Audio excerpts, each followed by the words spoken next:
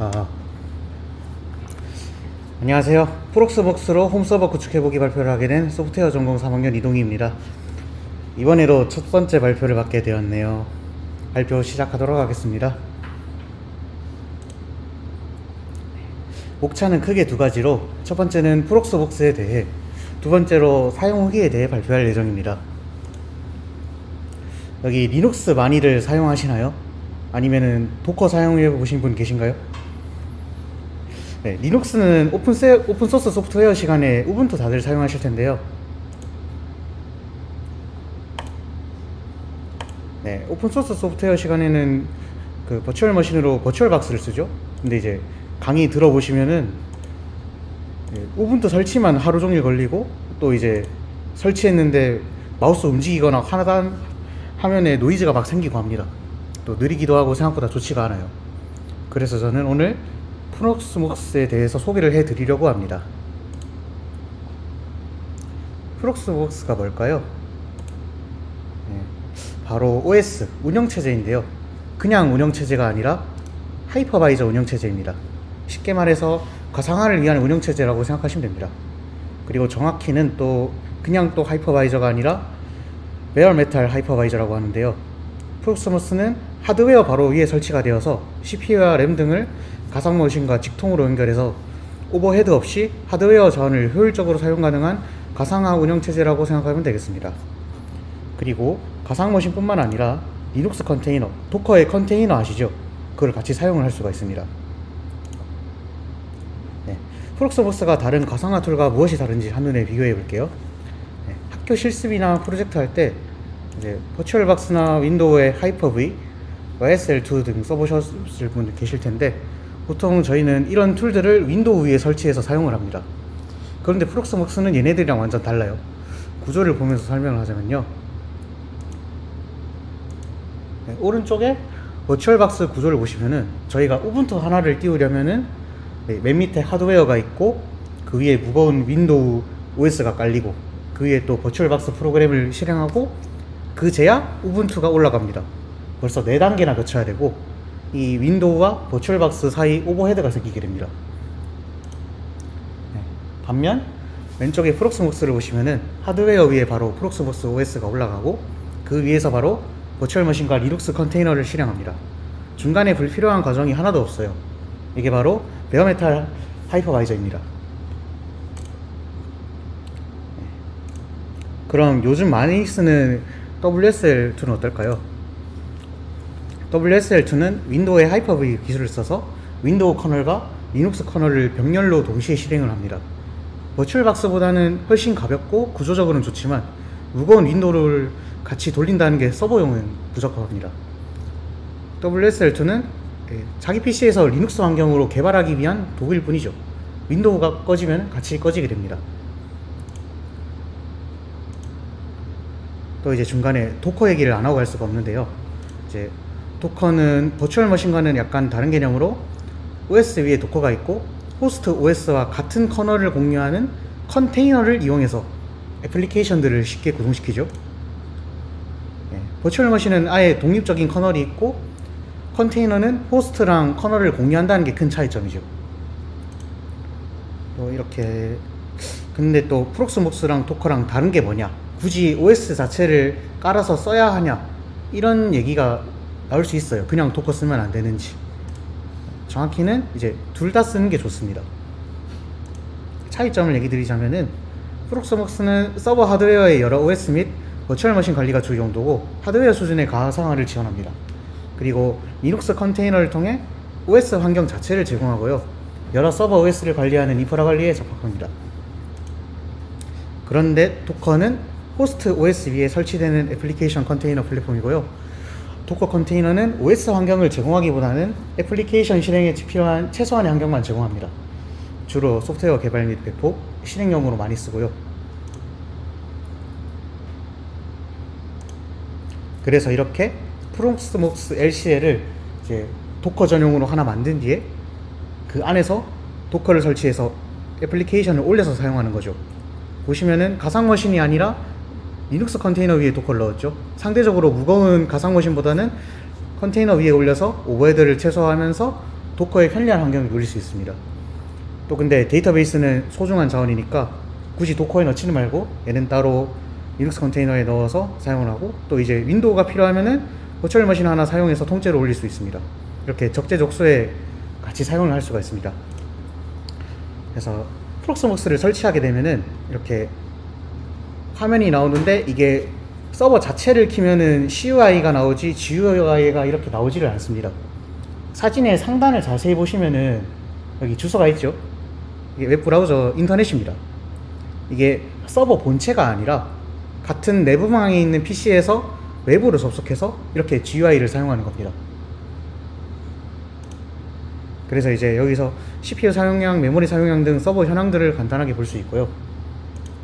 다시 메인 화면으로 돌아와서 우측 위를 보시면은 이제 버추얼 머신 생성과 컨테이너 생성이 있습니다. 프록스목스에서는 버추얼 머신과 리눅스 컨테이너 두 가지를 사용하는데, 버추얼 머신은 이제 다른 뭐 버추얼박스 같은 거와 비슷하게 ISO 파일을 직접 서버에 업로드하거나 그 링크를 통해 다운받아서 사용할 수 있고요. 리눅스 컨테이너의 경우 프록스목스 자체에서 리눅스 OS 템플릿을 어느 정도 제공을 합니다. 보시면은 뭐 아치 리눅스, 페도라, 우분투, 로키 리눅스, 데비안 여러 가지 있고요. 이 템플릿들을 가져와서 간편하게 사용하실 수도 있고, 다른 리눅스가 필요하시면은 버추얼 머신과 마찬가지로 파일 업로드, 링크 다운로드를 통해 사용하실 수 있습니다. 그래서 이제 윈도우를 쓰고 싶으면은 윈도우 ISO를 넣고 버추얼 머신을 생성하고, 백엔드용 리눅스 컨테이너가 필요하면은 리눅스 컨테이너 생성해서 프로젝트 파일 넣고 돌리고 하시면 됩니다. 그리고 요즘 최신 버추얼 머신에서는 많이 지원하는 기술인데요, GPU 패스스루라는 기술입니다. 이게 버추얼 머신에서 호스트 OS의 GPU에 접근해서 GPU를 사용 가능합니다.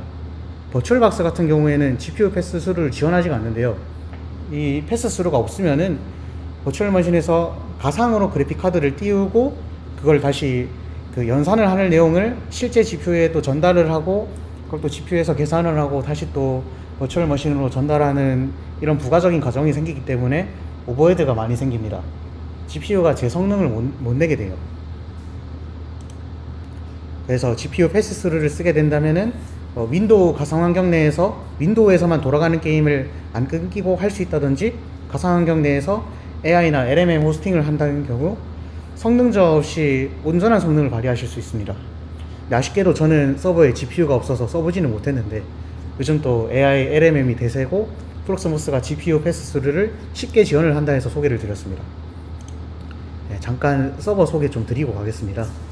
저는 데스크탑 대신 미니 PC 하나 사용 중이고요. 요즘 미니 PC로 개인 서버 많이들 돌리더라고요. CPU 보시면은 뭐 라이젠 8745HS인데 이게 노트북에 들어가는 CPU라서 데스크탑 CPU에 비해서 전기도 좀 덜 먹고 성능도 나름 좋아서 24시간 켜두기가 좋습니다. 네, 보시면 맥미니는 아니고 그냥 애플 스티커 하나 사서 붙여줬습니다. 네, 그래서 제가 원래 미니 PC 서버에 올해 1학기에는 우분투를 계속 설치해서 쓰다가 여름방학쯤에 프록스목스로 바꾸게 되었습니다. 이 프록스목스를 쓰면서 느꼈던 점, 후기들을 얘기하자면 네트워크 지식이 많이 늘게 되었습니다. 이게 서버를 열게 되면은 포트 포워딩 같은 과정은 거의 필수고, 공유기를 잘 다룰 수 있게 되었고요. 하다 보니 또 프록스목스에서 컨테이너를 생성하게 되면은 이 컨테이너별로 또 따로 네트워크를 직접 설정을 해줘야 됩니다. IP를 보면 IP를 또 고정으로 해놨는데, 이게 또 DHCP 동적으로 쓰면은 IP를 매번 동적으로 할당을 받으면서 값이 변하기 때문에 포트 포워딩 및 그 프록시 설정해둔 IP가 달라지면서 서버가 작동이 안 될 수 있기 때문에 보통은 고정으로 쓰는 걸 추천드립니다. 또 이걸 쓰다 보니 자연스럽게 도메인을 열어보자는 생각이 들더라고요. 프로젝트 엘리브에서 1년짜리 도메인 하나 사서 열어놓고 있고요. 혹시 무료 도메인 쓰시는 분들은 꼭 돈을 주고 사서 써보시길 바랍니다. 또 무료 도메인은 HTTPS에 사용하는 SSL 인증서 적용하기가 좀 번거로워서 열기가 좀 힘들어요. 그래서 그냥 돈 주고 좋은 거 쓰시는 게 편합니다. 1년에 10,000원 밖에 안 해요. 또 이제 도메인 관리를 위해서 클라우드 플레어 프록시를 도메인에 연동하여 사용 중인데요, 이 프록시가 도메인 주소에 이제 핑을 하면 나오는 IP 주소를 이게 제 집의 IP 주소가 아니라 클라우드 플레어 IP로 바꿔서 보여줍니다. 이제 제 IP 주소가 외부에 노출될 일이 없게 해줍니다. 또 이제 디도스 방어, SQL 인젝션 차단 등 도메인으로 오는 비정상적인 요청 또는 접근을 어느 정도 방어를 해주기에 보안 쪽으로도 효과가 있어서 사용 중입니다. 그리고 도메인을 열게 되면은 완전 필수는 아니지만 엔진엑스 프록시를 사용해야 됩니다. 엔진엑스 프록시는 리버스 프록시 서버로 유저가 제 도메인으로 들어오면은 제 내부에 적절한 컨테이너의 포트로 연결을 해주는 역할을 합니다. 그래서 컨테이너마다 IP로 다 다른데 이 엔진엑스 프록시가 이어주는 역할을 해줍니다. 오른쪽에 보시는 거는 제 캡스톤 디자인 그 시스템인데 제가 저렇게 메인 백엔드 서버에 엔진엑스 프록시를 쓰고 있습니다. 근데 이게 처음 해보니까 많이 어려워요, 설정이. 이게 또 제가 뭐 VI나 나노 이런 편집기에 익숙하지도 않고 이게 또 설정이 좀 안 맞거나 오타 하나 생기면은 사이트가 안 열리고 하니 혹시라도 로컬에서 웹사이트 배포 생각 있으신 분들은 엔진엑스부터 많이 써보시는 걸 추천드립니다. 또 이제 이거는 제가 가장 잘 쓰고 있는 것 중에 하나인데 와이어가드라고 이제 저희가 금호 와이파이 쓰다 보면 답답할 때가 좀 있습니다. 한 번씩. 또 학교 와이파이로 넥슨 로그인하면 로그인 막히고 핫스팟을 키자니 보안 적색 때문에 막히는 경우가 많습니다. 네, 이렇게 이거는 컴퓨터에서 그 IPv6 사용 안함으로 설정을 하면은 잘 동작은 하는데 뭐 그렇다고 핫스팟을 쓰자니 또 요금도 많이 나가고 좀 아깝죠. 네, 그래서 저는 서버에 와이어가드라는 VPN 서버를 설치해서 쓰고 있는데요. 이제 공무 와이파이에 접속을 하면은 학교 인터넷이 아니라 이 터널을 통해서 제 서버의 인터넷으로 우회해서 나갑니다. 그래서 와이어가드 들어간 다음에 이제 내 인터넷 찾기 뭐 주소 이런 거 하면은 제 집 인터넷이 되겠죠. 또 좋은 건 이제 외부에서 내부망 인터넷을 쓸 수 있는 거죠. 그래서 프록스복스를 외부에서 접근하려면은 이 VPN이 거의 필수예요. 그 프록스복스 설치하자마자 반드시 설정해 주는 게 편합니다. 보시면은 여기 100번 맨 처음 만든 컨테이너인데 와이어가드 서버용 컨테이너입니다. 그래서 VPN만 잘 되어 있으면은 인터넷 킬 필요도 없이 SSH로 리눅스 컨테이너들을 IP 연결해서 쓸 수도 있고요. 그리고 또 얘는 코드 서버라는 건데요. 이제 외부에서 인터넷을 통해 개발 환경 VS 코드를 사용할 수 있게 해줍니다. 여기 이제 설정해둔 비밀번호를 치고 들어가게 되면은 이렇게 웹에서 VS 코드 개발 환경이 뜹니다. 그런데 이게 써보니까 막상 웹 위에 VS 코드가 있다 보니 약간 애매하기도 하고 반응 속도도 미묘하게 느려서 개발용으로 쓰기엔 좀 불편하더라고요. 그래서 이거는 저희가 캡스톤 디자인 하면서 팀원들이 제 서버에 접근할 때가 한 번씩 있거든요. 그럴 때 뭐 코드 한 번씩 돌리라고 이렇게 열어두고 잘 사용하고 있습니다. 그리고 또 제가 개인적으로 개발용으로 사용할 때는 그 비주얼 스튜디오 코드 익스텐션 중에 SSH 기반으로 리모트 원격 접속이 가능한 익스텐션이 있습니다. 이거는 그냥 비주얼 스튜디오 코드로 원격 환경 접속해서 직접 개발을 할 수 있어서 되게 편합니다. 여기서 터미널을 키면 바로 그 제 프록스복스 쉘이고요. 서버 위에서 개발하고 싶으시면 이런 걸 추천드립니다. 또 아직 제가 못 써본 게 있어서 다음 목표인 오픈센스입니다. 얘는 프로그램은 아니고 네트워크 전체를 관제하는 라우터 운영체제입니다. 보시면 뭐 우측 화면에 좀 막 그래프도 나오고 이렇게 많은데 제 서버에 들어오고 나가는 모든 패킷을 시각적으로 모니터링 가능하고요. 또 방화벽을 걸거나 할 수 있고 제가 캡스톤 디자인 서버를 열어두니까 여기 보시면 외부에서 크롤링 봇들이 계속 들어오더라고요. 이게 클라우드 플레어 프록시를 썼음에도 불구하고 제 서버에 계속 접근이 와가지고 그래서 오픈 센스를 도입해서 이런 봇들을 차단하는 것을 목표로 두고 있습니다. 네. 그래서 앞에서는 프록스복스 GUI로 쓸 수 있어서 편하다고 얘기는 들었는데 사실 거기서 하는 게 쉘 열어두고 터미널 들어가서 CUI밖에 안 쓰기 때문에 또 백엔드 서버 만지실 분들은 리눅스에 익숙해져야 되고요. 저도 한 번씩 명령어 생각 안 나는 게 많아서 외우려고 노력하고 있습니다. 최대한 많이 써보시면서 커맨드 라인, 터미널이랑 친해지는 거를 목표로 하시면 좋을 것 같습니다. 네. 준비한 발표는 여기까지고요. 원래 설치부터 각 기능별로 자세하게 알아볼 예정이었는데 시간상 좀 많이 생략했습니다.